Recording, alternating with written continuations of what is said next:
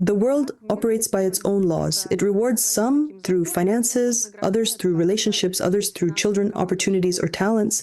So, should we really convert everything into the financial dimension as if it were some kind of global currency? Or where do we find that balance where we can say everyone will get what they deserve? Once again, I'll speak from what I feel, how I see it, how I relate to it.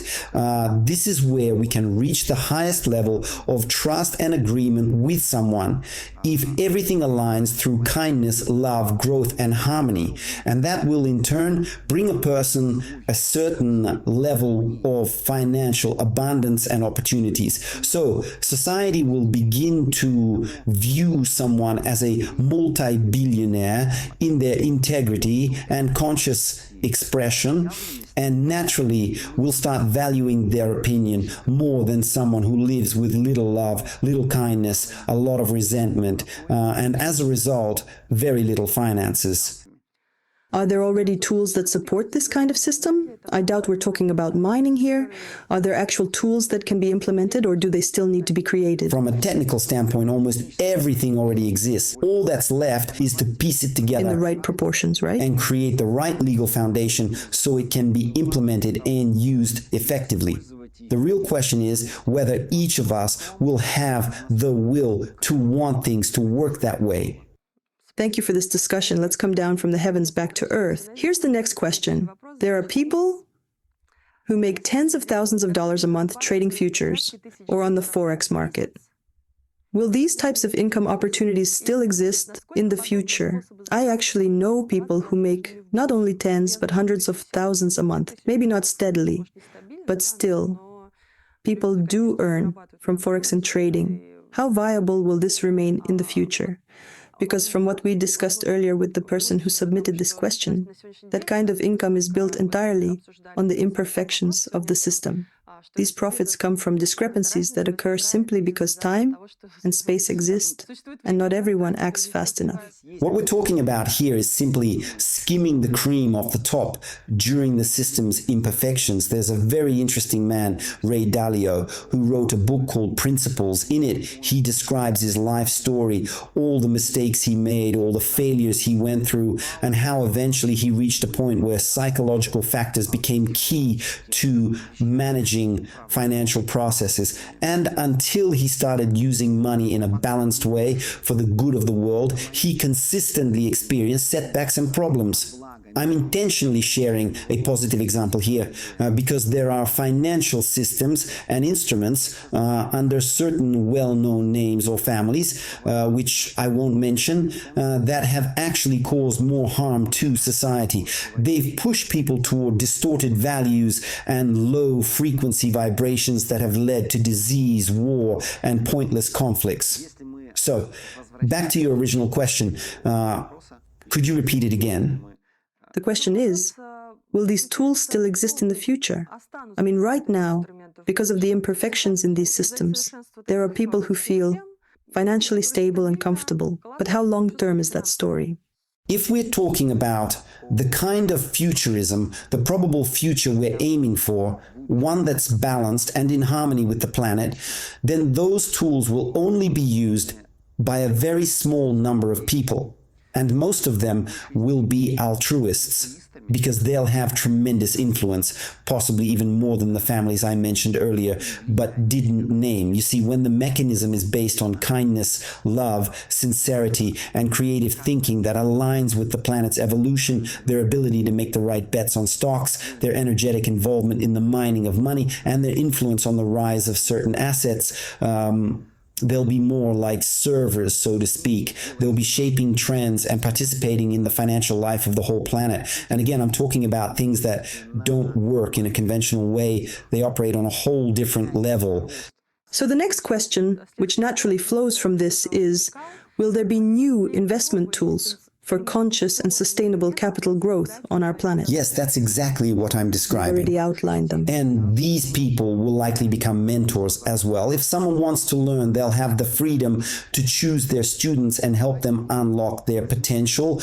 But these will mainly be people who are deeply in love with life, whose eyes shine with curiosity and joy, and who are passionate about developing the most conscious, sustainable technologies for both the planet and humanity, so that our potential for love, happiness, and growth multiplies. And as I see it, there will be charitable foundations created for those who may not have been so lucky in the love department due to genetic predisposition, and their energy of kindness will be nurtured. But they were lucky enough to be born with some kind of genius traits. Exactly. And these genius minds will be the ones leading the world forward. I'm speaking metaphorically now because it'll look very different in practice, but they'll be like gray cardinals more. Only there'll be light cardinals guiding the world with clarity and vision. And yes, technology will still be used, but there's a high likelihood that this technology will shift away from purely technical components like graphene and semiconductors and move more toward biological elements built on plant, animal, or cellular foundations. And that's going to be 1,000,000 times more eco-friendly because we won't need to extract massive amounts of rare earth metals or rely on complex chemical processes just to create superconductors. In computer technology, everything revolves around energy preservation, superconductivity, and heat capacity. And biological materials will be able to do that even better. But we'll go into that more deeply later on. That's cool. So basically, trading as a concept will still exist, but its algorithm and underlying purpose will be totally different, just like you described. Next question. Historically, long-term stock fund returns tend to outperform other traditional investment instruments. Will stock exchanges and the principles of public offerings evolve in the future? Well, we're still dealing with cause and effect relationships actually, here. the previous idea you described already kind of touches on this question, at least the way I understood it. Right, it's just another tool. But again, we're talking about that version of society that exists in a potential future from a futurist's point of view. It's important to distinguish between where we are now and where we could be going. One of the possible realities, which I personally find really interesting. So here, the mechanisms will work a little differently.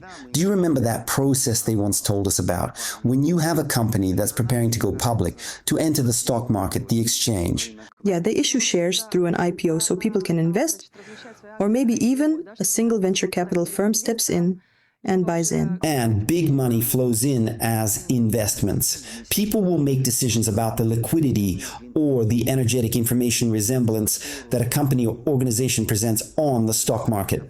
According to this similarity and resonance, they'll invest their energy, finances, and attention there and receive profits, because most likely there will always be profits for those who invest. The key point is that they will inevitably choose only what truly suits them. So, to focus in more on the question, will stocks and stock exchanges still remain the core, most profitable investment tools compared to all the others? If we list all the tools available, we'd have to compare them properly. But as I see it, mining will be number one. And I mean profitable mining, but only for a very small group of people who embody the kind of human qualities that are beneficial to the earth. And that will remain relevant for quite a while, several hundred years actually. Wow. As for stock exchanges, in the context we're describing and in the version of reality we're exploring, they'll still be highly profitable with a strong return potential, but it won't even come close to what mining will bring. I'm just curious, will these mining corporations be allowed to go public? Like, can they list on stock exchanges? There will be a ban. They won't be allowed to do that. These sectors will be kept separate. It's to prevent the upper echelon from swallowing up the lower. Everyone will be limited in what they're allowed to do, which will create a kind of healthy support structure. I don't want to use the word competition, but it's like when one agricultural conglomerate buys up all the fertile land. Okay, look, So you've long been talking about all kinds of crypto and mining, and one of the critiques is that it's not exactly an eco-friendly tool, at least not in how it's used today. Let's move to the next question. You've said that every shareholder influences a business energetically, regardless of the percentage of shares they hold. But okay, this question's actually worded a bit differently, but we'll merge them. So right now, anyone can buy shares of any public company on the stock exchange. In the future, will there be systems in place to filter who can become a shareholder in public companies? And to continue that thought, could there be a financial fund, for example, where only people from something like the love politics community are allowed to be investors? We might come back to that part later. Or do you want to explore it now? We talked about this a long time ago, and I remember saying that the key principle is who you're doing business with. Like they say, better to lose money with the wise than to find it with the foolish. So yes, a person's energy information structure affects everything. And we saw that very clearly on that trip when we stayed at that one resort. How they selected staff based on friendliness, communication skills, and lightness of being. And when people of that quality fill every position from the simplest to the most complex, you find yourself entering an entirely new state of being. Heavenly service, basically.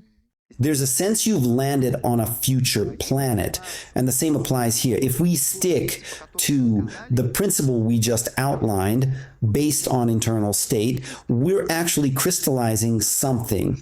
We're creating ideal conditions, like when you make soup and start throwing in ingredients that supposedly fit, but you still need to consider if those ingredients are full of pesticides, toxins, or infections. Ideally, we'd be throwing in clean, high-quality produce. So in that sense, the energy of each person affects the product they're investing in with their money, their attention, and in turn, the energy of that product reflects back on them. It's a mutual exchange. Look, here's where you've been caught on a little nuance. You've said that each person influences a company energetically regardless of how many shares they own. But what if there are thousands of shareholders and one of them turns out to be, let's say, a rotten apple? He can't just slip in unnoticed. That would mean that each of the other shareholders carries at least a little bit of what that person represents. He may be 100% a rotten apple, but the others, each of them might carry 1%, 3%, even just 0.5% of that same energy. So he resonates with the collective and gets in based on that similarity. So even if he only owns like 0.5%, he can still influence the whole system? Well, there's nuance. Just like in elections, your party has to hit a certain threshold of votes to qualify. It's the same here. It's about percentages. So percentage does matter. Of course it does. There are companies where the majority of people involved are toxic. Let's just say it straight. Like when you were talking about Bitcoin, that the whole point was just to make money. Most people who got involved had access and flooded it with that kind of energy. And now, even if someone wanted to enter with pure intentions, and yes, you can still enter with a positive mindset, you'll still end up karmically entangled with the rest of those in the system. It's like everyone's DNA mixes together, and now we're dealing with the energy of that collective DNA. For example, I personally don't enjoy or want to interact with the energy of Bitcoin. Just doesn't resonate with me. Same with Facebook, same with Elon Musk, at least as of today. That's my personal opinion, because we dissonate, we don't align in values or worldview. Maybe our public statements sound similar on the surface, but at the core, the energetic values are radically different.